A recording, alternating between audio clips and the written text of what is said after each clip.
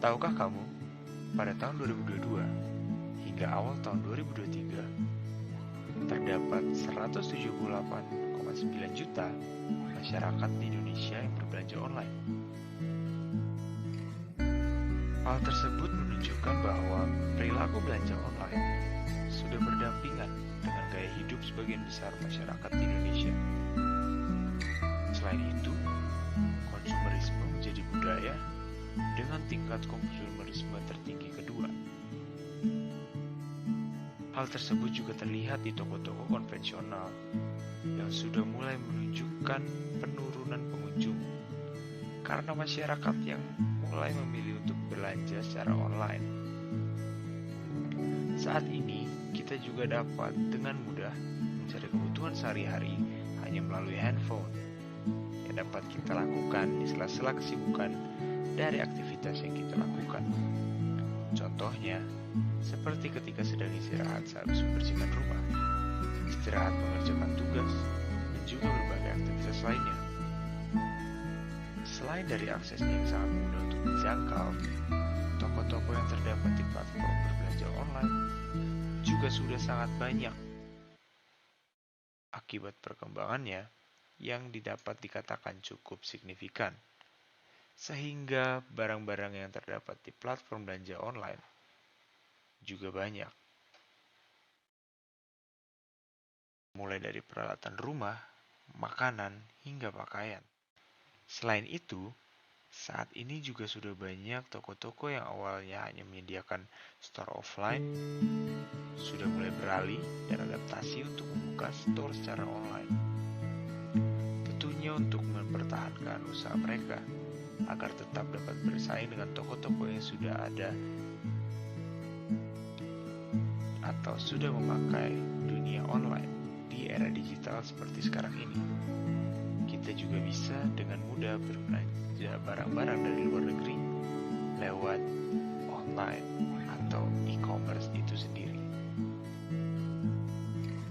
Saskia yang sedang berada di kosan baru sadar, ternyata baju yang tadi dia laundry banyak yang hilang. Dia pun panik dan mengadu hal tersebut ke ibunya. Ibunya pun menyuruh Saskia untuk membeli baju lagi untuk mengganti bajunya yang hilang tersebut. Hah? Ini baju-baju yang di laundry kok pada hilang ya? Kayaknya aku harus beli baju baru deh buat mengganti baju-baju hilang ini. Coba kali ya kita cek di Shopee. Lagian kan udah disuruh sama mamah juga. Lalu dia pun mulai membuka aplikasi e-commerce-nya. Baju ini bagus nih buat dipakai pergi. Kita masukin keranjang dulu kali ya. Baju ini juga mirip nih sama yang kemarin hilang. Kayaknya harus beli lagi deh, soalnya bagus dipakainya. Terus ini juga kayak bagus deh celana panjang. Lagian kan kayaknya celana panjang juga banyak yang hilang. Jadi harusnya sih oke kalau bisa beli dua lagi. Oke, udah semua. Kita check out deh. Dia mulai men-check out baju-baju menurut dia bagus.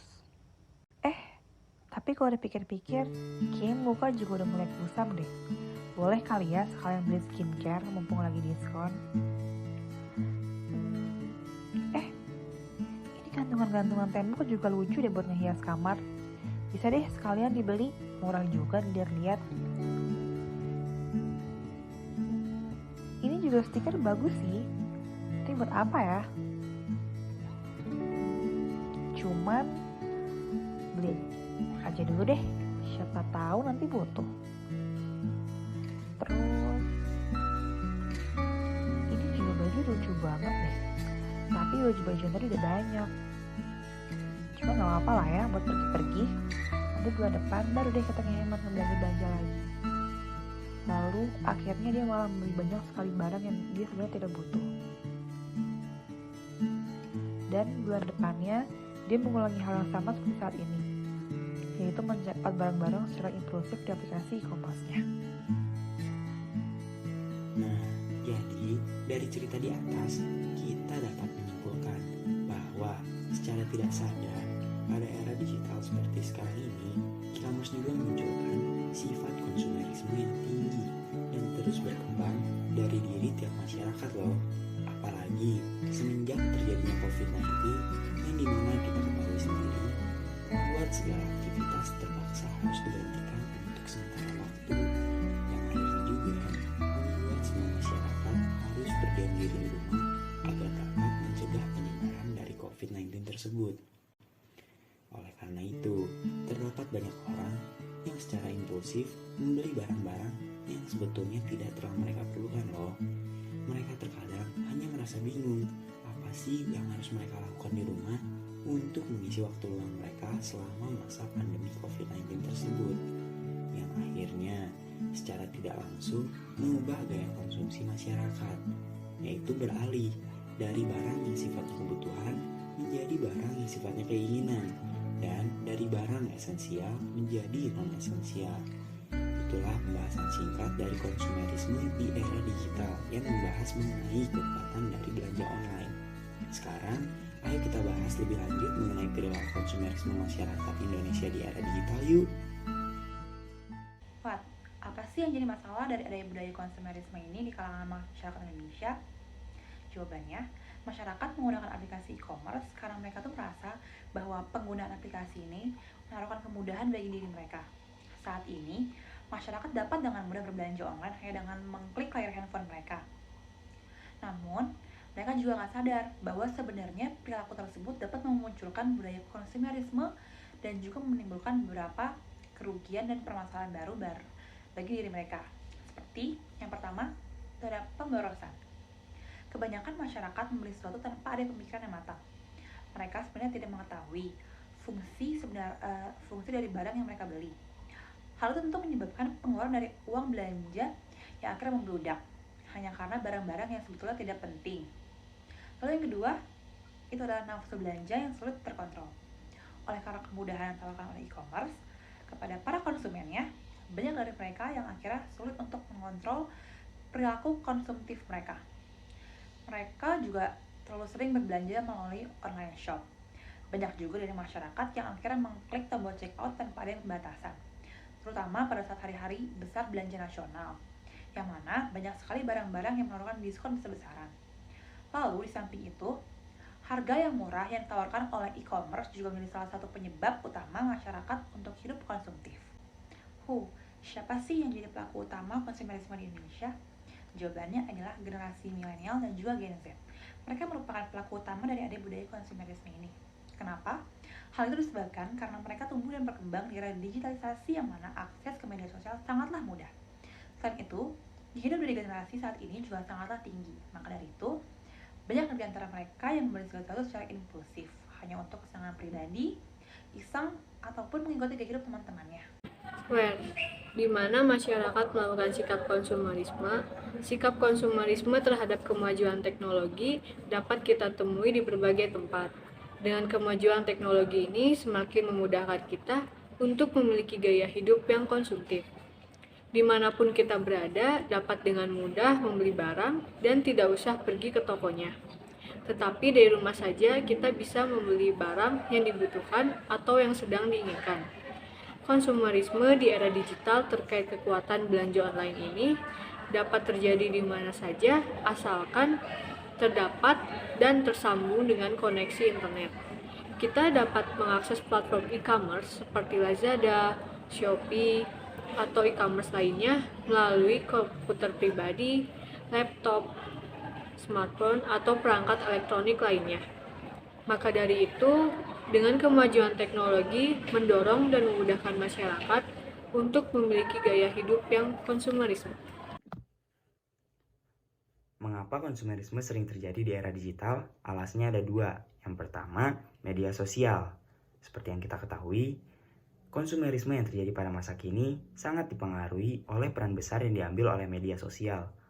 Hal ini dikarenakan adanya pengaruh dari postingan yang terdapat pada media sosial yang memberikan konten terkait tren atau gaya hidup yang sedang populer, yang akhirnya menyebabkan seseorang mendapatkan dorongan untuk membeli suatu barang. Tentu saja, hal tersebut mempengaruhi mereka untuk melakukan konsumsi yang lebih besar terhadap suatu barang. Untuk alasan yang kedua, ada pengaruh dari teknologi. Di era digital seperti sekarang ini, teknologi menawarkan berbagai kemudahan untuk mendapatkan sesuatu yang kita inginkan. Contohnya, dengan adanya platform belanja online yang menyebabkan orang-orang ketagihan untuk melakukan konsumsi karena mereka dapat melakukan belanja online di mana saja dan kapan saja sesuai dengan waktu luang mereka. Belanja online ini juga dipengaruhi dengan pemasaran digital yang baik, seperti melakukan pemasaran digital dengan media online yang dapat menjangkau konsumen secara luas, sehingga mudah untuk mempengaruhi target konsumen dari suatu barang untuk membeli barang tersebut. Bagaimana cara untuk menghindari tindakan konsumerisme di era digital saat ini? Yang pertama, membuat daftar prioritas sesuai dengan kebutuhan pribadi. Hal ini bertujuan agar kita dapat mengetahui dan mementingkan kebutuhan kita untuk sehari-hari. Yang kedua, menghindari pemicu pemborosan. Agar dapat terhindar dari pemborosan, alangkah baiknya membuat list anggaran belanja yang bertujuan untuk mengelola uang secara tepat dan benar. Yang ketiga, mempertimbangkan nilai dalam jangka yang panjang. Hal ini dapat membantu dalam melakukan pembelian dalam membeli barang agar dapat dimanfaatkan dalam jangka yang panjang. Yang keempat, meningkatkan kesadaran diri. Penting dalam meningkatkan kesadaran terhadap kebiasaan dan kecenderungan kita yang konsumtif, sehingga dalam mengontrol keinginan untuk melakukan pembelian yang impulsif. Yang kelima, menggunakan uang sesuai dengan kebutuhan. Penggunaan uang dengan bijak akan membantu kita dalam mengurangi pengeluaran yang tidak penting dan memprioritaskan kebutuhan yang lebih penting. Yang keenam, menerapkan prinsip 3R, yaitu reduce, reuse, and recycle. Mengurangi konsumsi merupakan kunci dalam mengatasi konsumerisme. Dalam prinsip 3R ini, dapat mengurangi barang-barang yang tidak diperlukan, menggunakan kembali barang-barang yang masih berfungsi dengan baik, dan juga dapat melakukan daur ulang. Dari hal tersebut merupakan cara-cara praktis untuk mengurangi tekanan konsumerisme. Yang ketujuh, mengembangkan gaya hidup yang minimalis. Konsumerisme yang merujuk pada kecenderungan kuat untuk mengkonsumsi barang dan jasa sebagai bentuk ekspresi atau identitas diri seseorang. Tentunya, konsumerisme sendiri telah menjadi fenomena global di seluruh dunia, tidak terkecuali Indonesia. Konsumerisme sendiri sudah masuk Indonesia mulai dari masa kolonialisme Belanda sampai masa kemerdekaan, terutama sejak tahun 1980. Setelah kemerdekaan, Indonesia mengalami perkembangan ekonomi yang signifikan. Pada tahun 1960-an, pemerintah Indonesia meluncurkan kebijakan industrialisasi yang bertujuan untuk meningkatkan produksi dan mengurangi ketergantungan pada impor. Hal ini membuka peluang bagi munculnya industri-industri baru yang memproduksi barang konsumsi seperti tekstil, makanan, elektronik. Pada saat yang sama terjadi urbanisasi yang pesat dan meningkatnya tingkat pendapatan masyarakat yang juga berperan dalam mendorong konsumerisme. Pada tahun 1980-an, pemerintahan Indonesia mengadopsi kebijakan liberalisasi ekonomi yang lebih luas, dikenal sebagai kebijakan paket ekonomi. Kebijakan ini membuka pintu bagi investasi asing dan memperluas pasar konsumen di Indonesia. Dalam beberapa dekade berikutnya, pertumbuhan ekonomi yang pesat, kemajuan teknologi, globalisasi semakin memperkuat pengaruh konsumerisme di Indonesia. Dalam beberapa tahun terakhir, tentunya kemajuan ekonomi dan kemajuan teknologi informasi dan komunikasi, khususnya internet, e-commerce, medsos, dan banyak lagi itu mendorong konsumerisme semakin kencang di Indonesia karena akses yang lebih mudah ke informasi dan produk, serta promosi dan iklan online yang sangat kencang mempengaruhi pola belanja dan gaya hidup masyarakat Indonesia. Dengan demikian, dapat dikatakan bahwa konsumerisme telah ada di Indonesia sejak masa kolonial Belanda, tetapi pengaruh dan penyebarannya semakin meningkat sejak periode pasca kemerdekaan, terutama tahun 1980-an. Dan sampai sekarang, yang dimana COVID-19 juga menaikkan graf konsumerisme pada masyarakat Indonesia. Terima kasih.